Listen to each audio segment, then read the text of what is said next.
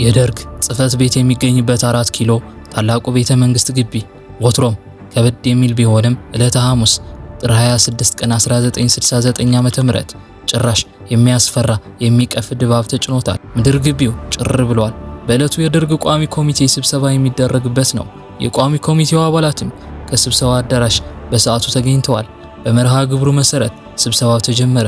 የደርጉ ሊቀመንበር ብርጋዴር ጀነራል ተፈሪ በንቲ የዛሬ ዋነኛ አጀንዳ የእድገት በህብረት ዘመቻን በተመለከተ ሪፖርት ማዳመጥና የዘመቻውን መጻኢ ዕድል መወሰን ይሆናል በማለት የዕለቱን አጀንዳ ገለጹ። ተሰብሳቢዎቹ የሚቀርብላቸውን ሪፖርት በጸጥታ ማዳመጥ ያዙ።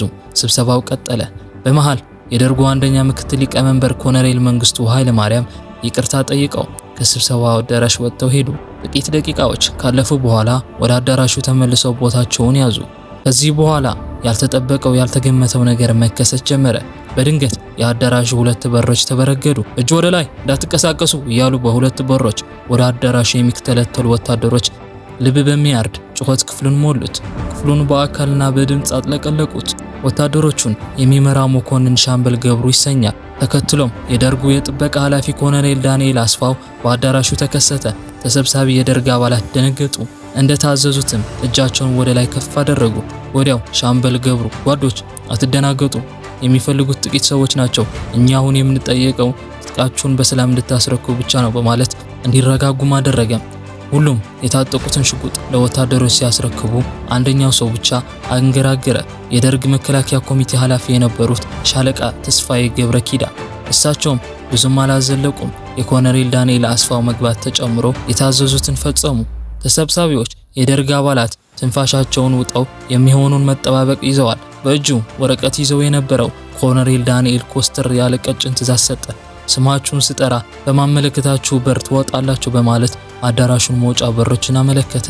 በድንጋጤ የደረቁት የቋሚ ኮሚቴው አባላት እየሆነ ያለውን መገንዘብ የጀመሩ ይመስላል። ሊቀመንበር ብርጋዴር ጀነራል ተፈሪ ፊታቸው ተለዋወጠ፣ ግን ምንም አልተነፈሱም። ጥቂት ቃላት አጉተመተሙ። ኮሎኔል ዳንኤል ስም እየጠራ እያንዳንዱ ተጠሪ የሚወጣበትን በር ማመላከቱን ቀጠለ። በሻምበል ገብሩ የሚመሩት ወታደሮች ስማቸው ከሚጠራው መኮንኖች መካከል በአንደኛው በር እንዲወጡ የታዘዙትን እየቀረቡ እጃቸውን የኋሊት በካቴና ይጠፈሩ ጀመር። ሻለቃ አለማየሁ ኃይሌ እኛ የህዝብ ወገኖች ነን፣ ስህተት እየሰራችሁ ነው፣ ወታደሮች ታሪካችሁን አታበላሹ ሲል ተነፈሰ። ማንም አልሰማውም። ስማቸው እየተጠራ የነበሩት የቋሚ ኮሚቴው አባላት አንድ በአንድ በተጠቆሙበት በር መውጣት ቀጠሉ። ስም ጠሪው ሲያበቃ ግን ነገሩ ግልጽ ሆነ። የደርግ ቋሚ ኮሚቴ አባላት ወደ ልዩ ክፍሎች የተሰደዱት በአቋም ልዩነታቸው መሰረት ነበር። የመንግስቱ ኃይለ ማርያም ደጋፊዎችና ተቃዋሚዎች በሚል እጃቸውን በካቴና እየጠፈሩ በአንደኛው አዳራሽ በር እንዲወጡ የተደረጉት የደርግ አመራር አባላት ብርጋዴር ጀነራል ተፈሪ በንቲ፣ ሻምበል ሞገስ ወልደ ሚካኤል፣ ሻለቃ አለማየሁ ኃይሌ፣ ሌተናል ኮሎኔል ሁሪ ኃይለ ስላሴ፣ ሌተናል ኮሎኔል አስራት ደስታ፣ 10 አለቃ ኃይሉ በላይ፣ ሻምበል ተፈሪ ደነቀው፣ ሻምበል ፍቅረ ስላሴ ወግ ደረስ ነበሩ። እነዚህ የደርግ አባላት ወታደሮች እየነዱ ወደ ቤተ መንግስት ጋራጅ ወሰዷቸው። ከጥቂት ቆይታ በኋላም ወደ ቤተ መንግስት ምድር ቤት አዘዋወሯቸው። በዚያም ግድግዳ አስደግፈው ለርሸና አዘጋጇቸው። አይኖቻቸውን በጨርቅ ሸፈኑ። ሻምበል ገብሩ የመጨረሻውን የርሸና ተኩስ ትእዛዝ ለመስጠት እየተመቻቸ ሳለ ኮሎኔል ዳንኤል ሂደቱን ለመቆጣጠር ወደ ምድር ቤት ዘለቀ። ይሄን ነበር ሻምበል ፍቅረ ስላሴ ወግ ደረስ እንዲረሸኑ ከተወሰነባቸው መካከል መኖሩን ያስተዋለው። ወዲያው እንደመደገጥ ብሎ እዚህ ምን ታደርጋለህ ውጣ ብሎ አስወጣቸው።